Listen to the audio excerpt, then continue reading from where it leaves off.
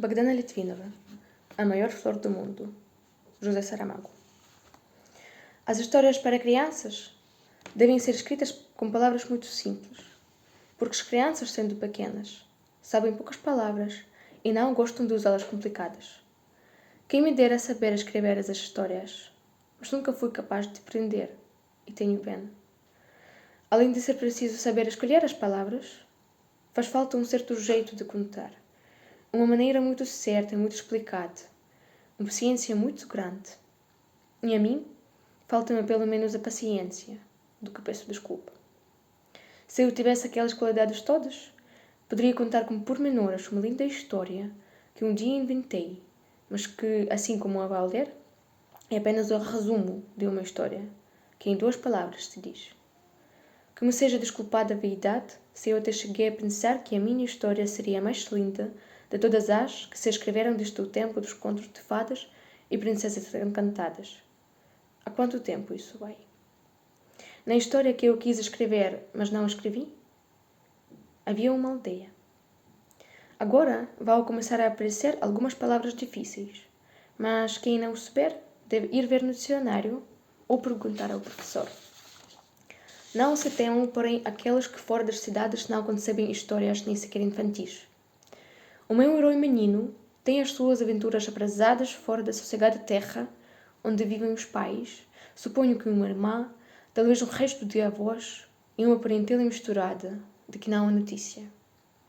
Logo na primeira página sai o menino pelos fundos do quintal, e de árvore em árvore, com um pinta-ciclo, desce o rio e depois por ele abaixo, naquela vagarosa brincadeira que o tempo alto, largo e profundo da infância a todos nós permitiu. Em certa altura, chegou ao limite das terras até onde se aventurara sozinho.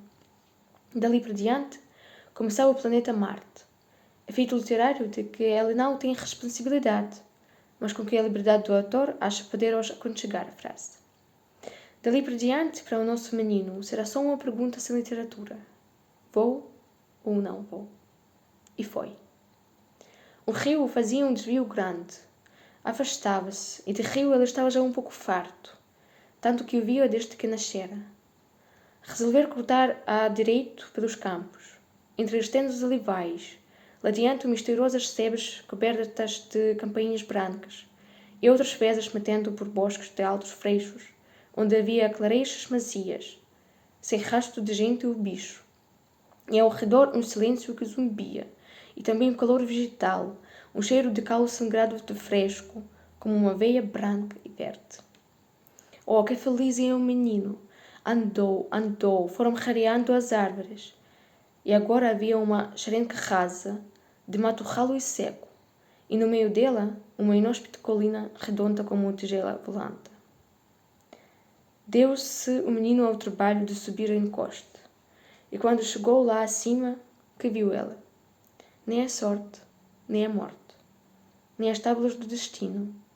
Era só uma flor, mas tão caída, tão murcha, que o menino se chegou de cansado. Como este menino era especial de história, achou que tinha de salvar a flor. Mas que é da água? Ali, no alto, nem pinga. Cá por baixo, só no rio, esse que longe estava. Não importa.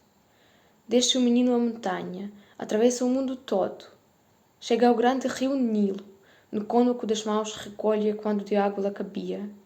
Volta o mundo a atravessar. Pela vertente se arrasta. 3 gotas que lá chegaram, bebeu acha flor sedente. 20 vezes cá e lá, 100.000 viagens à lua.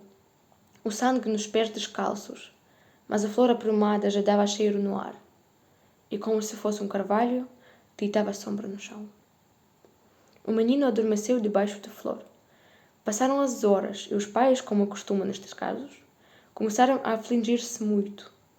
Saiu toda a família e mais vizinhos à busca do menino perdido.